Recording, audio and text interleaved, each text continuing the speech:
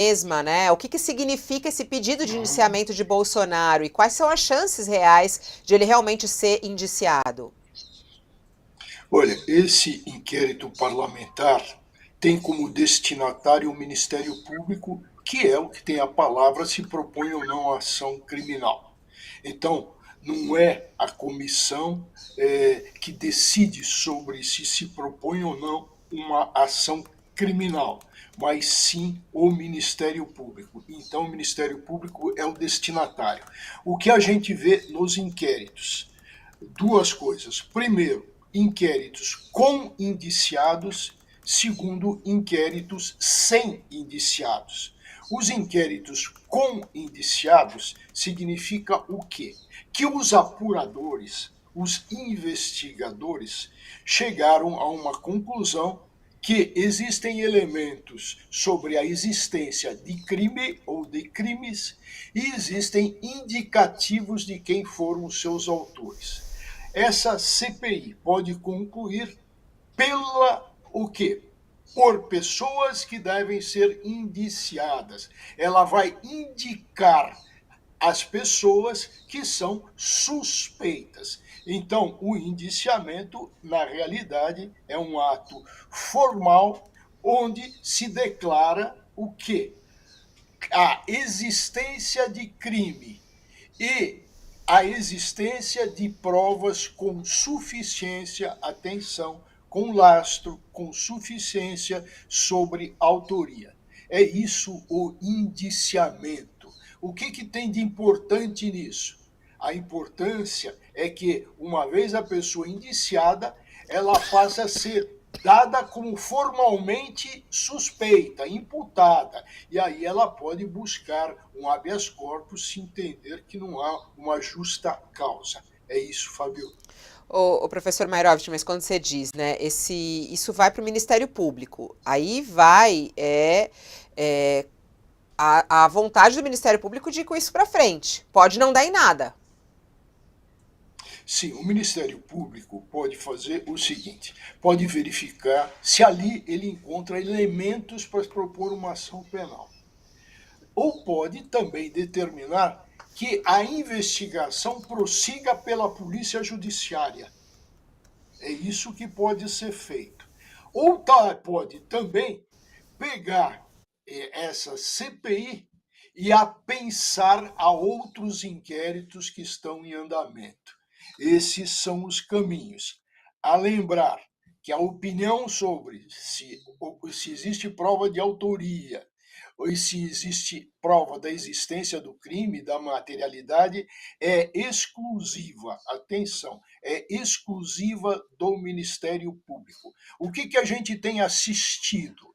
O Ministério Público, quando recebe isso, e no caso vai ser a Procuradoria-Geral da República, porque nós temos pessoas com foro privilegiado, por prerrogativa de função, o que acontece normalmente? O Ministério Público pega isso e determina o prosseguimento da investigação pela autoridade de polícia judiciária. Professora Heloísa, deixa eu ver se o seu som melhorou agora. Fala um pouquinho comigo. Vamos lá, eu estava aqui Acho que. acompanhando vocês. Vocês Ah, me boa. escutam? Professora, o relatório está correto na sua análise? A senadora Elisiane Gama acerta ao pedir o indiciamento de Bolsonaro? Olha, eu estava aqui acompanhando o debate de vocês e eu acho que a gente tem que ter em mente que este relatório tem um grande mérito de ser um documento oficial, o primeiro documento oficial produzido pelas instituições brasileiras após esses 4 anos de governo Jair Bolsonaro, onde é feito um raio-x da degradação democrática promovida pelo governo. E contextualiza os atos do 8 de janeiro enquanto um projeto de degradação que foi implementado desde o primeiro dia de governo Bolsonaro. Isso não é pouca coisa, né? A gente ainda não tem, desde uma perspectiva das instituições políticas, jurídicas, um documento que faça essa relação, faça essa afirmação e correlacione diversos fatos até se chegar aos episódios criminosos do 8 de janeiro.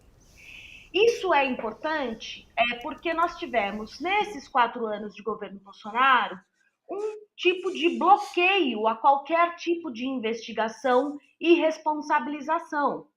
Nós tivemos a muito custo a CPI da pandemia de Covid, mas quaisquer outras investigações sobre os atos do governo Bolsonaro ficaram bloqueadas pelas instâncias responsáveis.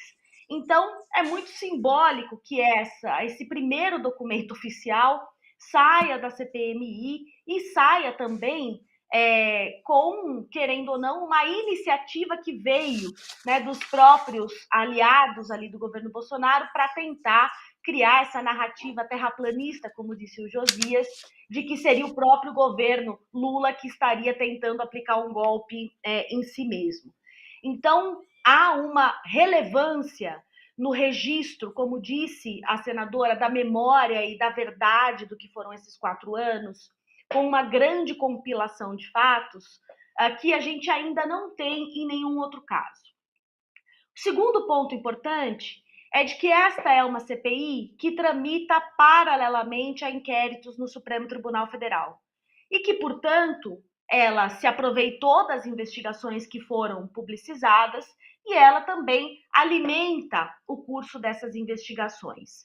De fato, como a gente já tem inquéritos em andamento, é possível que essas provas sejam duplicadas, né? De que a gente não tenha nenhuma grande descoberta feita pela CPMI. Porém, desses inquéritos que estão em andamento na Polícia Federal, sob supervisão da Procuradoria-Geral da República e do Supremo Tribunal Federal, nós ainda não tivemos uma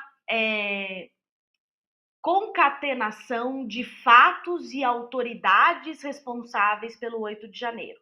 Nós sabemos que há financiadores investigados, nós sabemos que há deputados instigadores investigados, nós sabemos que Bolsonaro foi chamado a depor, nós sabemos que Anderson Torres foi preso, que Ibanez Rocha teve uma certa responsabilidade ali logo após o 8 de janeiro, mas é agora o relatório da CPMI que descreve uma participação pormenorizada, de maneira pública, de que essas autoridades tiveram em relação aos atos do 8 de janeiro.